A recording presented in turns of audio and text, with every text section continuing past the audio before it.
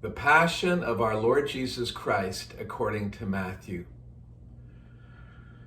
When morning came, all the chief priests and the elders of the people took counsel against Jesus to put him to death. And they bound him and led him away and delivered him over to Pilate, the governor. Then when Judas, his betrayer, saw that Jesus was condemned, he changed his mind and brought back the 30 pieces of silver to the chief priests and the elders, saying, "I've sinned by betraying innocent blood."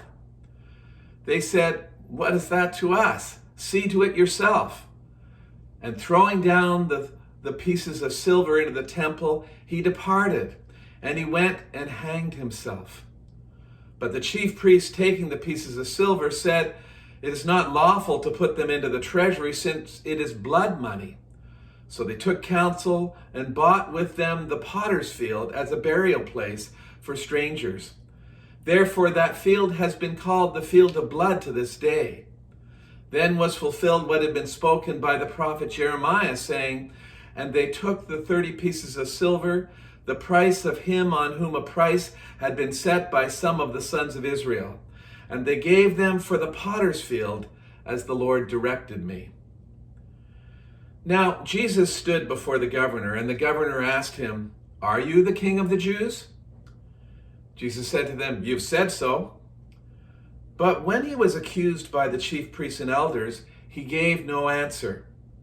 Then Pilate said to him, "Do you not hear how many things they testify against you?" But he gave him no answer, not even to a single charge, so that the governor was greatly amazed.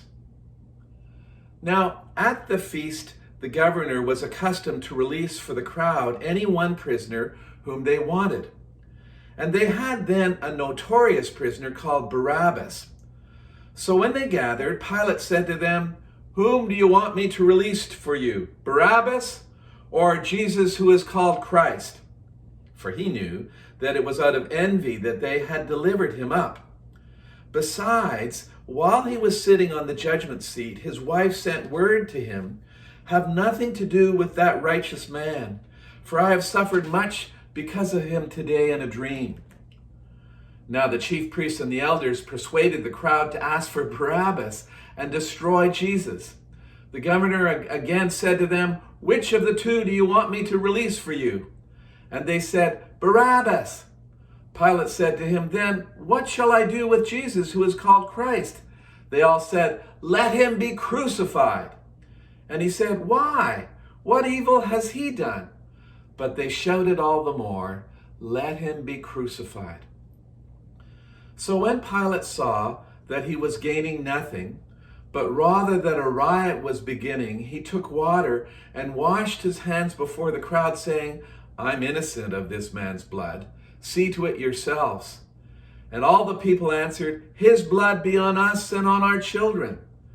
Then he released for them Barabbas, and having scourged Jesus, delivered him to be crucified. Then the soldiers of the governor took Jesus into the governor's headquarters, and they gathered the whole battalion before him, and they stripped him and put a scarlet robe on him, and twisting together a crown of thorns, they put it on his head and put a reed in his hand. And kneeling before him, they mocked him, saying, "Hail, King of the Jews!" And they spit on him and took the reed and struck him on the head. And when they had mocked him, they stripped him of the robe and put his own clothes on him and led him away to crucify him. And as they went out, they found a man of Cyrene, Simon by name. They compelled this man to carry his cross. And when they came to a place called Golgotha, which means place of a skull, they offered him wine to drink mixed with gall. But when he tasted it, he would not drink it. And when they had crucified him, they divided his garments among them by casting lots. Then they sat down and kept watch over there. And over his head they put the charge against him, which read, "This is Jesus, the King of the Jews." Then 2 robbers were crucified with him, one on the right and one on the left. And those who passed by derided him, wagging their heads and saying, You who would destroy the temple and rebuild it in 3 days, save yourself. If you are the Son of God, come down from the cross." So also the chief priests with the scribes and elders mocked him, saying, "He saved others. He cannot save himself.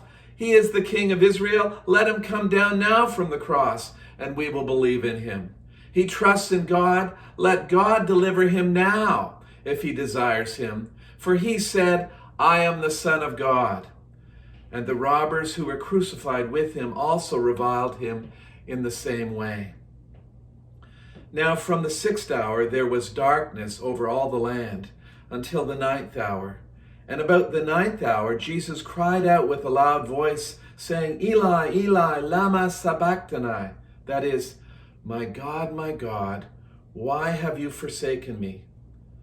And some of the bystanders hearing it said, "This man's calling Elijah." And one of them at once ran and took a sponge, filled it with sour wine, and put it on a reed and gave it to him to drink. But the other said, "Wait, let's see whether Elijah will come to save him." And Jesus cried out again with a loud voice and yielded up his spirit. And behold, the curtain of the temple was torn in two from top to bottom, and the earth shook, and the rocks were split. The tombs were opened, and many bodies of the saints who had fallen asleep were raised. And coming out of the tombs after his resurrection, they went into the holy city and appeared to many. When the centurion and those who were with him, keeping watch over Jesus, saw the earthquake and what took place, they were filled with awe and said, "Truly, this was the Son of God." There were also many women there, looking on from a distance, who had followed Jesus from Galilee, ministering to him, among whom were Mary Magdalene and Mary, the mother of James and Joseph, and the mother of the sons of Zebedee. When it was evening, there came a rich man from Arimathea named Joseph, who also was a disciple of Jesus. He went to Pilate and asked for the body of Jesus. Then Pilate ordered it to be given to him.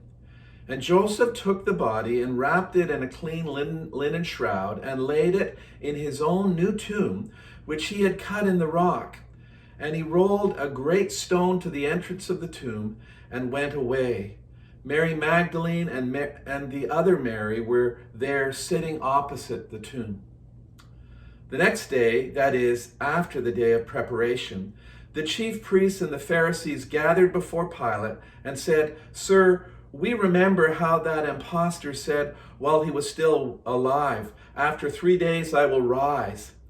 Therefore order the tomb to be made secure until the 3rd day, lest his disciples go and steal him away and tell the people he's risen from the dead, and the last fraud will be worse than the first." Pilate said to them, "You have a guard of soldiers. Go make it secure as you can." So they went and made the tomb secure by sealing the stone and setting a guard. The Gospel of the Lord. Praise to you, Lord Christ.